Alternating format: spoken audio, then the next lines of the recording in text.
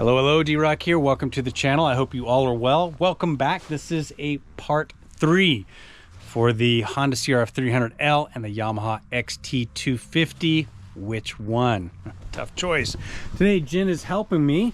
Hey. Jen, how's it going? Awesome. So, I originally was going to do a third video and wrap it, but actually we were going to do a ride today, and the idea came to me. This ride, we're heading to Mesquite, Nevada, the town, and it's what, 80 miles round trip on the asphalt? Yeah. So this is a good indication of how comfortable these bikes are for that length of a trip. And I know from my own experience on the XT250, that long a ride on the asphalt is not very comfortable for me. But Jen's going to do the ride on the XT today. I'm going to do the ride on the Honda. We're just going to describe some things as we go along. But there's a bit of a difference, and as I've mentioned in both these videos so far, the variables involved with choosing the bike. So one thing, I'm a little taller than Jen, so when I ride the XT250 for longer periods, I'm a little more squunched down and it becomes more uncomfortable. It's not the case with you, is it, Jen? Not so much, not as bad. But have you ever ridden the XT on a distance this long? I don't think so. I don't think you have. So you haven't experienced the stock seat on the Yamaha XT250 in all its glory. And being used to the Himalayan and being wonderful seat. Yeah, and being used to the Himalayan's wonderful seat. You may be screaming to get off this thing. We might have to switch bikes.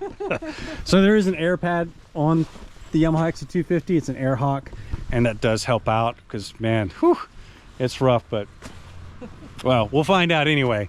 But I've got the seat concepts on the Honda CRF. The stock seat that comes with the CRF isn't bad, actually. You can actually, it breaks in a little bit, so to speak. So without saying anything more, let's just get to riding. Conditions today, as I spoke about variables, I don't think we have much wind to deal with. Nope. I mean, we have to go through the mountains, Beaver Dam Mountains. Not much, a little gradual. Then we got a straight shot to Mesquite. I don't think we have any wind to deal with, but there may be some on the other side of the mountains. So I don't have any wind protection on the CRF.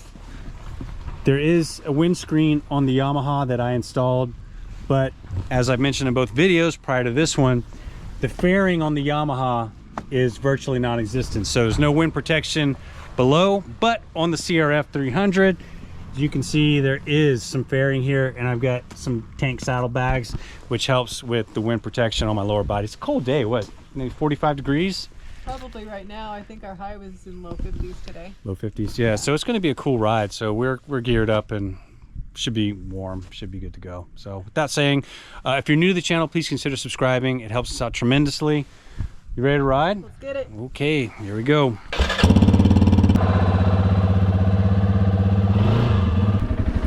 Just had to get some gas. Honda. Away we go.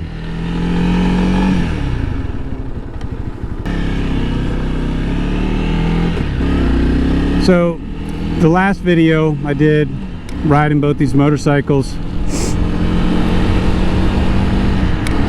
I did a little riding on the asphalt and on the dirt, and today I figured this would be a good indication of comfort level, at least with both these motorcycles, since we're doing a long stretch on the asphalt, almost 100 miles. I think like I mentioned, we're going about 80 miles round trip to Mesquite and back. So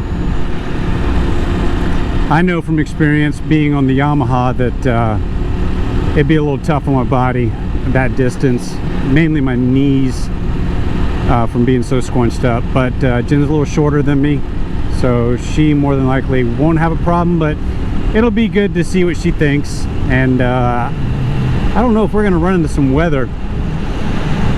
Once you get up in the mountains, we might hit some snow or rain. I don't know. But then when we cross back into the desert, hopefully that'll be that. We won't have to deal with anything, but we'll see.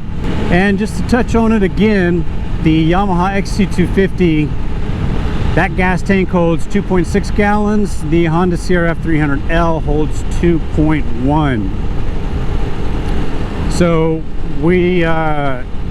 we're not going to have any problems with dealing with gas on this trip, hopefully. 80 miles or so shouldn't be a problem for both bikes. I do carry a little spare fuel bottle on the Honda here, and generally I carry one on the XT250 too, but both bikes are topped off. We're good to go, so we don't have to really deal with that. Speeds on this road, I think we're looking at between 55-60 miles an hour, so I'll be curious to see what Jen's take is on the XT maintaining that speed. I don't foresee a problem on the Honda. It should be a relatively comfortable ride, unless of course, as you can see up ahead, we get into some weather. All right, we are headed up into the mountains right now. We are on an incline. I am in 5th gear. I've got her pinned, and we are gradually picking up speed, not real quick, but we can still pick up speed in 5th gear on the XT250. I am a lighter rider than D-Rock, so that's going to make a difference. But as you can see, right now, uphill, gaining speed in 5th gear on the XT250. All right, 55 miles an hour, not a problem. Easy to maintain on the Honda, and for the most part, easy to maintain on the XT250 once you consider the variables. Straight shots on the asphalt, not a problem. So as you can see, I'm hovering around 60 miles an hour right now. It is cold outside, but I have excellent riding gear, honestly, for cold weather. So I can tell you that I am feeling some wind pressure on my shoulders and a little bit of pressure on my legs. I'm not getting cold, but I can feel it. So that's an observation. Going these speeds on the highway with the XT250, I'm very happy to have the windscreen. I'm sure that this ride would be a lot more uncomfortable without the windscreen. Being as I am 5'7", I am shorter than D-Rock, so this bike is a little bit more comfortable for me. I'm not as squinched up as he talks about being when he's on the bike. I am, however, definitely more squinched up than I would normally be on my Himalayan. Thus far, we're about, I don't know, maybe 10 miles into our ride today, and I'm not feeling any discomfort so far. I'm able to sit straight up. My knees are at about a good, 90-degree angle there, but thus far, it's still pretty comfortable. Ooh, it is chilly, let me tell you. Well, Jen's staying right on me for the most part, so she's obviously not having a problem sticking at 55 miles an hour. We make our way through the Beaver Dam Mountains here, and we're not going up anything too steep, so it's actually fairly gradual, but you will lose a little power in both these bikes going uphill. I got a little breeze going too. Alright, you can see I've got this bike at 65 miles an hour now. I'm very comfortable. The terrain is pretty straight. It's easy for me to get to this speed and to maintain it. Let's see if I can push that up to closer to 70. Yeah, very easy. 70 miles an hour, 5th gear, XT250. Very easy to get there. I don't have any wind today, so that's really nice. I don't have anything kind of pushing me around. But the bike has plenty of power for me. I don't feel like I have it totally tapped out on straight terrain. So yeah, that's a nice feeling. It is also a fairly smooth riding bike. We do have a little bit more of aggressive tires that we've put on it recently, the Tuscany Sport tires, which make it a little bit vibraty, but not bad. Overall, pretty smooth ride. Okay, well now I'm cruising at 60 miles an hour or so. I'm in 6th gear, and it's pretty chill. Very comfortable to ride at this point.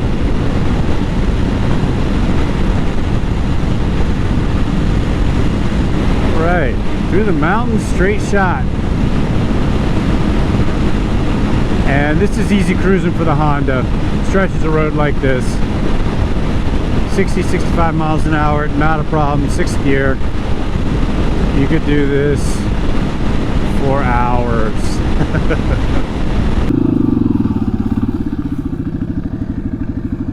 0 to 60.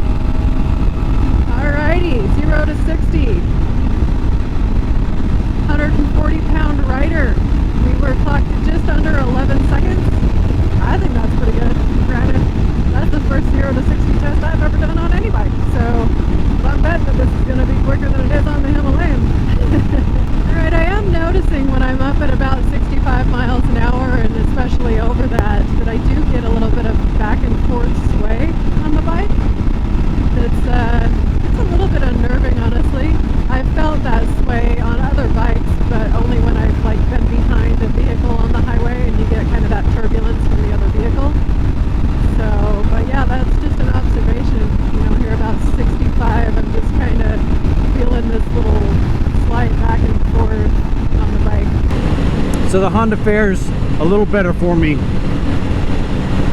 on longer asphalt rides than the XT does. And I've mentioned this before, but this is what led to me getting the Honda. Really, a little more comfort, a little more power, a little more of this, a little more of that. And I say that not to make the XT sound like an inferior bike. I mean, it's not really. It's just that the Honda fits me a little better for traveling, I guess you could call it. So I wanted to do more rides to towns and cities and stuff like that. And if I wanted to take a lighter bike, something smaller than the KLR, for example, then the Honda just works better for me for this than the XT does. We are about 20 miles into our ride today, and I have started to feel my first feelings of discomfort in my butt. It's not numb, but it will be. So right now, it's just like my sit bones are just like, yeah, they hurt. My butt hurts. So my back's still feeling good, my knees feel fine, but yeah, definitely feeling it in the butt. All right, dropping down to Beaver Dam area now, so some slower speeds. It's warmed up a little bit. It's very nice, very nice. As I've mentioned before, the best thing with these bikes is to go to a dealership and actually sit on them and take them both for a test ride.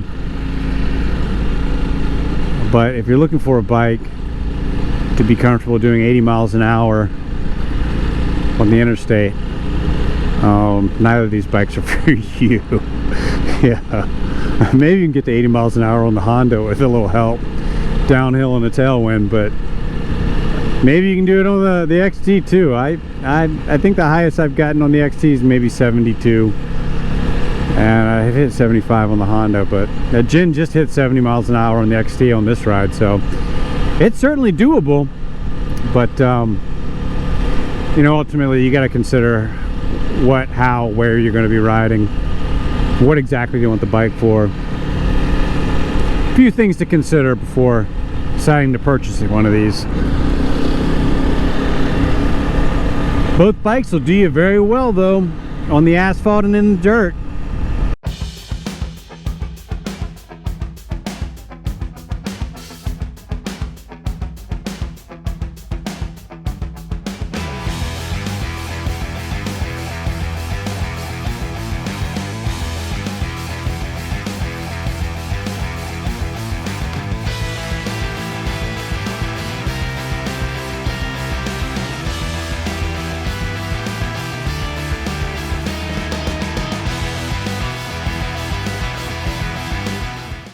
How you feeling? Well, my butt hurts. Your butt hurts? My back is a little stiff. Are you squinched up? Not as bad as me. No, because you're taller. Yeah. But I'm definitely more squinched up, like I said, than I would be on the Himalayan. Oh, well, yeah. Jen's main bike is a Royal Enfield Himalayan. There's a bit of a difference between these two. I'm definitely sitting further forward. Yeah? I feel like. So my knees are bent more. You feel like your knees are coming up into your chest? Because that's the big... I know you just yeah. My knees don't hurt right now. They feel fine. Oh, okay, good. So, but my butt does hurt. Yeah, that seat sucks. Big thumbs down, Yamaha stock seat. Okay, so we're into Mesquite now. We're going to get into the town itself and then take a break. Talk about it there, eh? Let's do it. I, on the other hand, am feeling pretty comfortable actually. And I mentioned this in the last video on the ride that the Honda here, I feel like I'm stretched out a little more. The posture on the bike is much better for me. Oh man, you got some blue sky in Mesquite. Very nice. 40 miles in, Jen. How you feeling? A little stiff up here. Yeah? My back and my butt. My butt hurts. Oh, sure. Absolutely. I'm doing pretty good on mine. Are you? Yeah. I feel like I could just keep going and going and going. How is it not having a windscreen though? I mean, it seems Not having the windscreen definitely, well, get all the wind. yeah. It's just how it is. I would like to have a windscreen, but I think the only people I've seen that makes one thus far, I think, is T-Rex Racing. And there's another, I think, yeah, I can't think of anything else that's offering that right now. Maybe there is, maybe I just haven't looked in a while, but I wish Parabellum made a little windscreen for the Honda, because, I don't know, it makes a big difference. It does. It makes it, you notice it then, yeah? Yeah. Yeah, for sure. You're going ready to do 40 miles back? See how you feel after that? You want to trade? No. Nope. No, I already know. I know. From personal experience. I just wanted you to know. Ready to head 40 miles back, Jen? Yeah, I've had a good stretch. So what's your biggest gripe on the XT for the open road ride? The seat. The seat. Yeah, I figured. Yeah. So for me on the Honda, it's I would really like a little windscreen. That would make a difference. Not a big deal, but it would make a difference. But yeah, the seat on the XT. Even with the thing.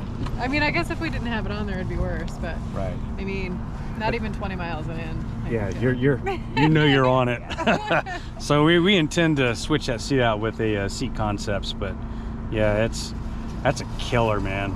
It really is. But it is what it is, right? Aside from the seat, how's she run speed wise? Oh, great. I had her up over 70. I mentioned that. Yeah. No problems maintaining 55, 60 miles an hour. No, I even kind of tested out fifth gear up a hill to see if I could gain speed up a hill in fifth gear, and I could. It's slow, but I could do it. Sweet. Yeah, so, I know. Yeah. Good. All right. Well, back on the road. All right.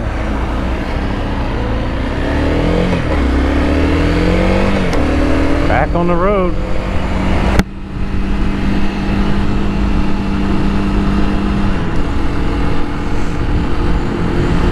Yeah, I'm pretty sure Jen's really going to be feeling it by the time we get back into St. George.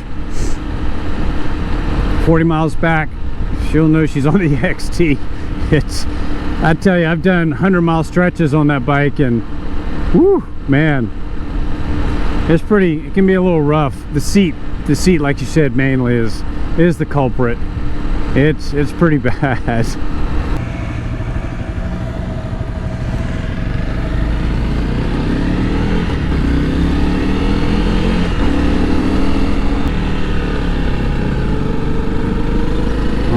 Back to Utah.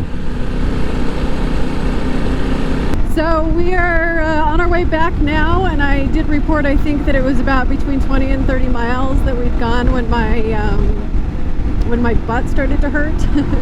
And then it was about between 30 and 40 miles where my back started to hurt a bit. And that might just be because I'm kind of like adjusting, you know, moving back further on the seat and leaning over a little further to compensate for my butt hurting. So I think once we're able to change out the seat on the XT250, that'll make a big difference. But I'm also being hyper aware of what's going on with my body right now so that I can let you know. And normally I may not really be paying that much attention to these things because the pain's not severe. It's like a mild discomfort so far.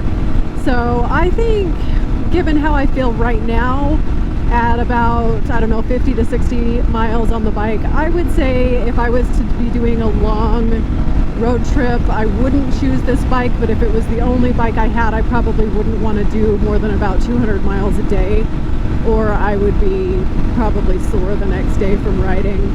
But normally when we're taking the XT250 and the Honda out together, we're riding to a local dirt road or trail or something like that, and it's not too far to go. And I have the trail in mind, and I'm excited, and I'm not really paying too much attention. Plus, we usually ride through a couple of towns where I can stand up and kind of alleviate any pressure I'm feeling. So anyway, but just for like a long adventure, this probably wouldn't be my bike choice. But yeah, it's still a great bike. I've shown that, you know, it has no problem keeping up with the Honda. I've gotten it up over 70 miles an hour today. pretty easily. It can climb up hills in 5th gear, so it can keep pace on highway speeds. So if you're willing to trick it out and, you know, put some comfort mods on it, this could be a great adventure bike. All right, let's flip her up in the 6th, and we got a nice cruise for the next few miles. This open road here. Woo, man, it's a bleak December day, isn't it? Good Lord.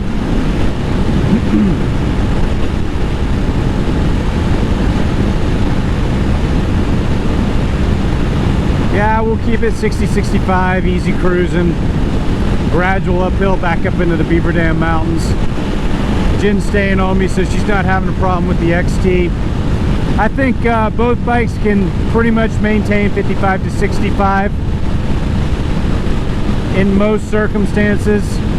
Once again, think about your variables, but neither bikes really have a problem with those speeds on the open road. Now, comfort, that's another story. Yeah, I wonder what causes that oscillating feeling in the front end on the bike. It happens at about, I think, 63, 64. And just like right now, I wonder, I don't know if you can see it. You probably can't see it, but I can sure feel it. It's probably because the bike is so light going high speeds. But it makes me wonder, man, if I was like behind a big vehicle or something right now on the freeway, that would probably feel pretty scary. I mean, it really feels pretty scary on any bike, but I think the lighter the bike you have, the worse it would be. Not having a windscreen at these speeds, it's not really that big of a deal. The only time it becomes kind of a deal is if I got a pretty bad headwind, I'm riding into a bad headwind, then it'd be nice to have something there, a little break from it. But I mean, you get through it, you know. And after riding other motorcycles that do have windscreens, for example, the Yamaha or my KLR or the Himalayan, and then coming back to this and getting into some wind, then you definitely notice it. But you know, it's not a killer. All right, here's an example of the Honda in 6th gear. I've got it completely pinned out now. I can't go any farther on the throttle, and I'm stuck at 55 miles an hour. And this is not a very steep incline I'm going up, but I'm into a bit of a headwind. I'm going up, 6th gear, that's it.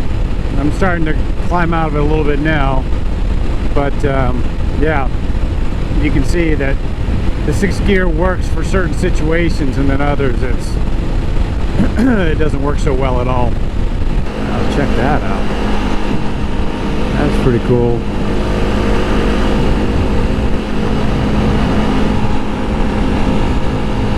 Well, we are getting close to being back now, so we're probably, you know, 60 to 70 miles in now, and my butt is completely numb. I cannot feel my butt.